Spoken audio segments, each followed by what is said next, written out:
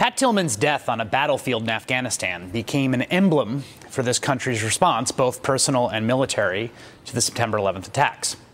Tillman was a pro football star who walked away from a multi-million-dollar contract to join the Army Rangers and became arguably America's most famous soldier. April 2004, Corporal Tillman died during his second tour in Afghanistan, killed by friendly fire, though the military covered up that fact, opting instead to fabricate a story of a heroic death while fighting the enemy. The broad outlines of Pat Tillman's story may be familiar, but a new documentary, The Tillman Story, provides fascinating new details about his life and death. Joining us now is Amir Bar-Lev, the director of The Tillman Story, opening this week in New York and Los Angeles. Amir, thanks so much for coming to talk to us. Thanks for having me.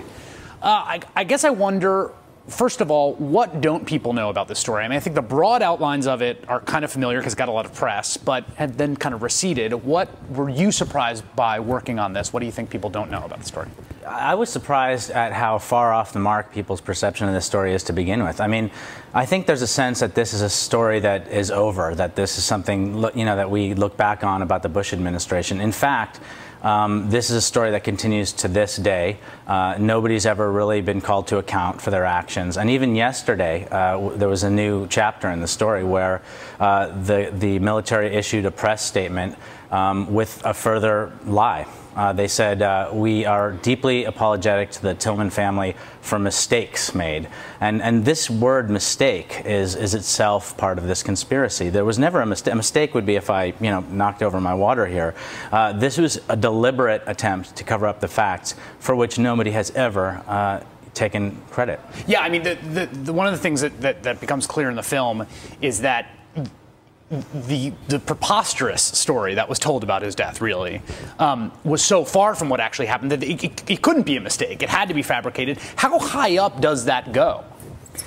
Well, it looks like it went all the way to the White House. And, but what happened was they made an error. They underestimated Pat's mother, Danny Tillman. And they handed over 3,500 documents pertaining to his death. And from this little cottage up in the Santa Cruz Mountains, she painstakingly, over years' time, unredacted these documents. And what's in there, I think, is going to shock people when they see it. I mean, there's no question as to whether or not this was a mistake. There's documents in there that say things like the Tillman game plan. At the highest levels, there's emails from the White House talking about how they were going to manage this story to deceive the American public. The Tillman story was one of a few stories from that time. There was Private Lynch and her rescue that was portrayed in these kind of crazy, cartoonish ways. I wonder what kind of perspective you gained about that time in American history when there was this really intense sort of jingoistic fervor that gripped the country and this real kind of collective desire for mythos that Pat Tillman became sort of wrapped up in. What did you learn about that period?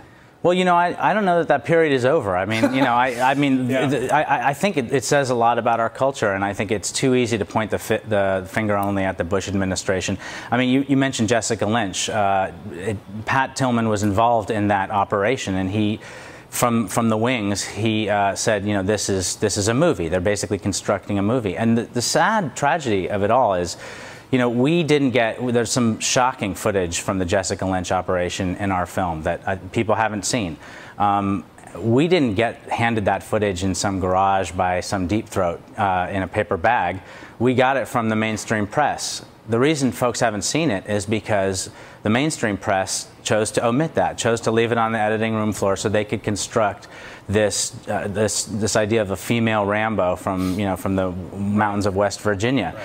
This mythos works because this is, we want to see our movies played out in the news. And, I think it's a story about the government, it's also a story about the press, and it's also a Hollywood story. You basically say in the film that there is sort of, it's a story about a story. It's a story about the myth of Pat Tillman. It's a story about the story of Pat Tillman.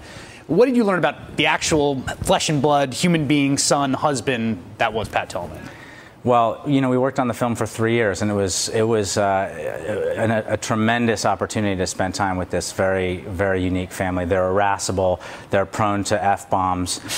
We just got an R rating because of it. And, I think people are also going to be surprised to see that this is a somewhat uplifting story, even despite its tragedy. But Pat, Pat was a guy with strong opinions, who was absolutely willing to change those opinions. That's what's not known about him. He's been turned into this square-jawed guy with a one-track mind, when in fact, he was a committed guy, a loyal guy, a patriotic guy, but he was a guy who was willing to see things from different points of view, willing to question his own beliefs. He was a guy who changed his beliefs once he saw what was going on after his first deployment, and he was involved with that Jessica Lynch operation.